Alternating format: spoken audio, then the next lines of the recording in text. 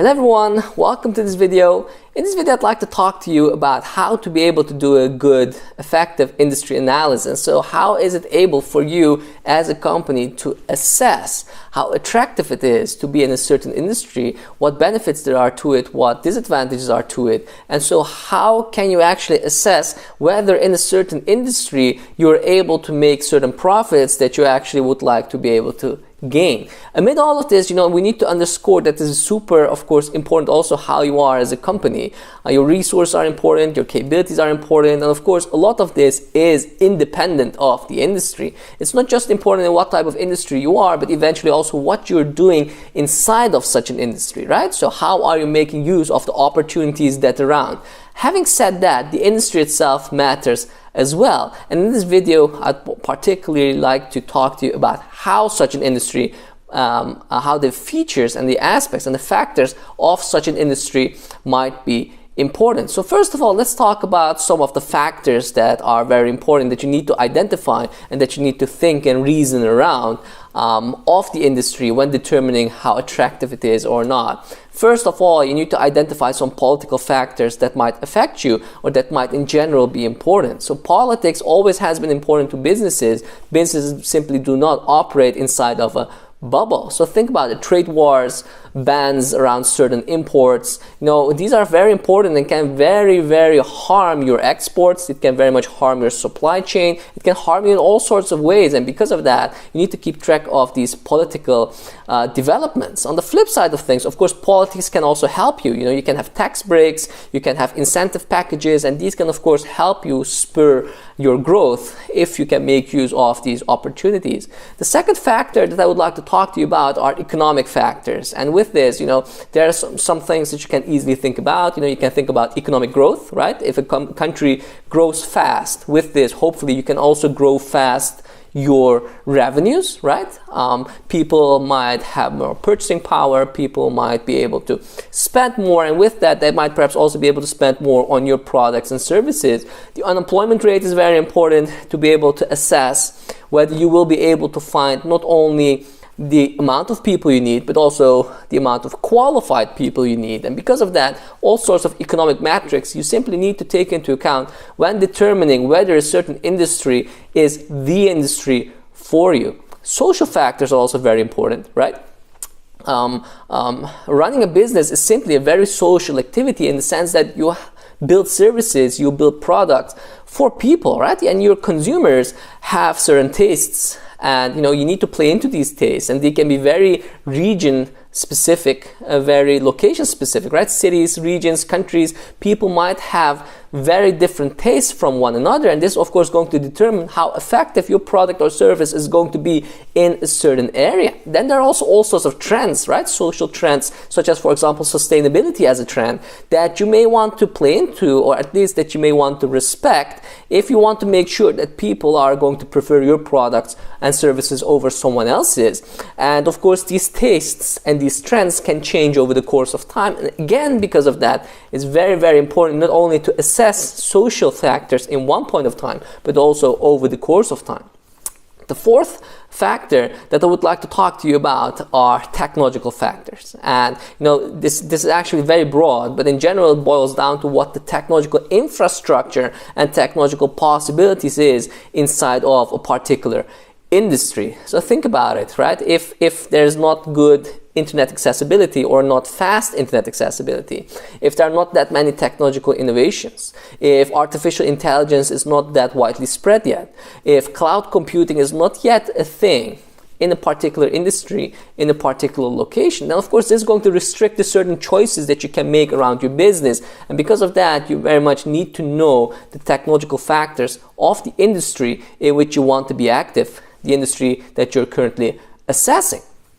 The fifth factor that I would like to talk to you about are environmental factors. And with this, basically, it can be very simple, but at the same time, these factors are super important. One factor could, for example, be weather, right? So if you're a fashion retail company, for example, and you prepare for seasons, right? Sometimes you want to have a warm summer because then you'll be able to sell these t-shirts and these shorts that you have prepared and that you have, for example, stockpiled in your depots, and that you are readily able to ship to people who want to buy them. Well, if you have a cold summer, then you're not going to be able to sell these products, and then you have a problem because these are going to come back to you as losses, right? You have prepared them, but you were not able to sell them. Similarly, for example, geographical location is important. Who are your country's neighbors? What other industries are co-located with your industry? And of course, these kind of things are going to play into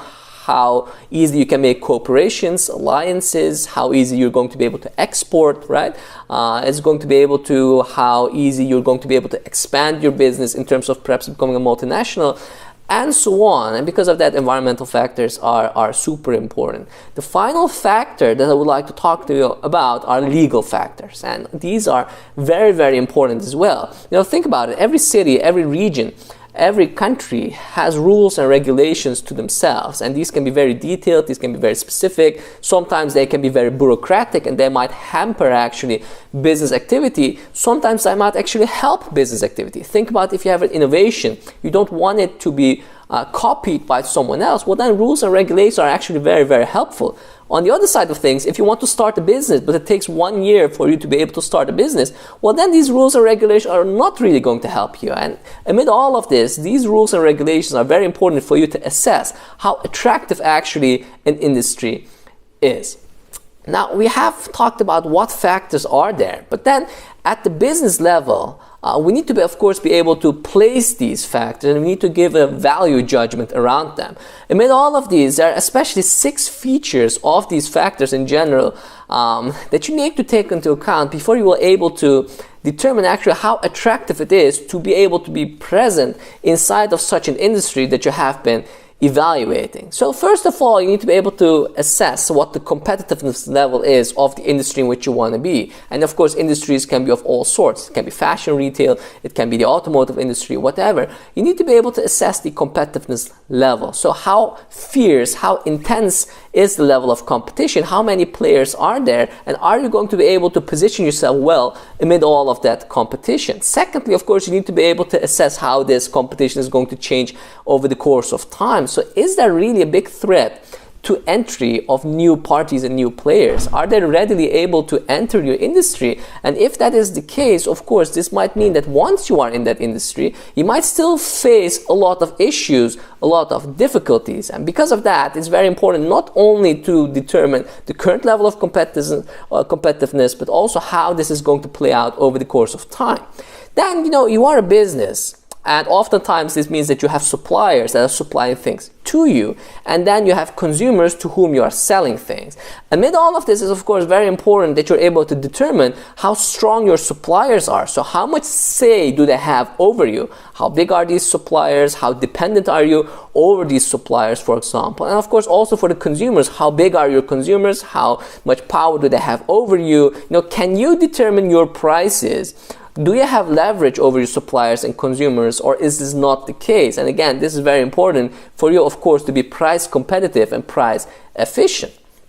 Finally, there's the threat of substitution, and perhaps for this to be able to be understood, we need to go to the automotive industry. We have currently still gas diesel-based cars, but now we see these cars being substituted by the electric car. It's not exactly the same thing, but it becomes a replacement. And the very simple notion of perhaps substitutes is tea and coffee. They fulfill the same need, not exactly the same. The electric car in this case is a very vivid, very current, very recent example of what can be a substitute that might, for example, rock your world in terms of being able to disrupt your business and causing serious harm to it. And you need to be able to assess how big of a threat this is to you.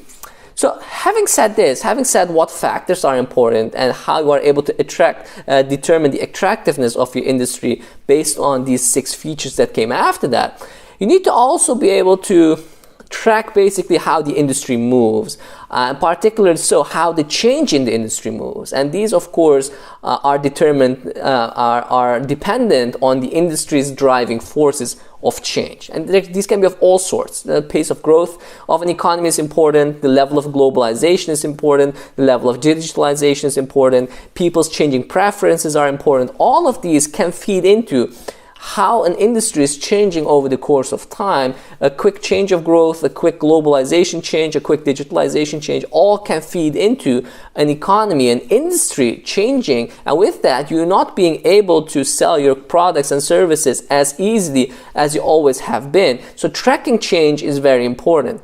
Why so?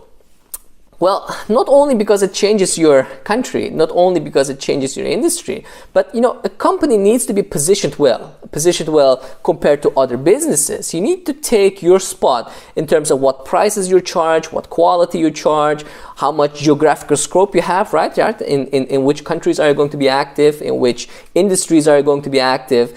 To make these changes, of course, you need to not only look at the today, but also at the tomorrow and how you are going to, of course, change over the course of time. For this, these drivers of change, these environmental factors, these level of competition intensity, and so on, all of these are important for you to take your current position and also for you to determine whether that position is solid, not only today, but also tomorrow and the day after that. And with this, you of course need to look at your own positioning, but also at the position of others, and you need to anticipate on that. You need to move with the industry, and you need to move with your competitors, and hopefully faster than your competitors to not only preserve your current competitive advantage, but also enhance that.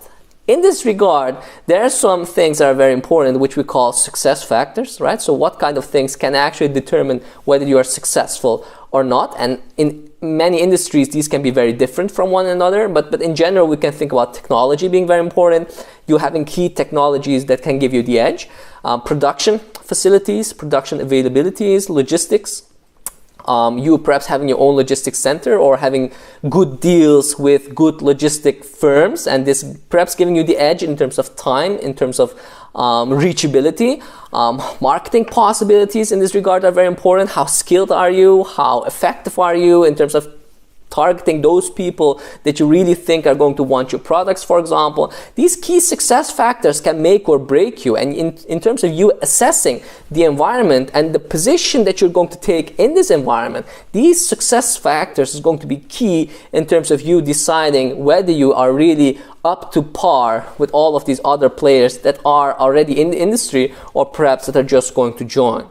So finally, when you're assessing this industry and whether you want to be in it, whether it's something for you, you need to also be able to determine the attractiveness of this industry in terms of profitability. So how fast is this industry actually growing?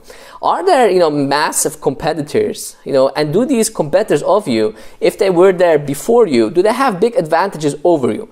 Or if you are in that industry and others are going to come in, do you have some important advantages over these others? And so, is this industry at a level of saturation? Is there any future for this industry, or is this not the case? And so also these driving forces that we talked about, right? Pace of growth, globalization, digitalization.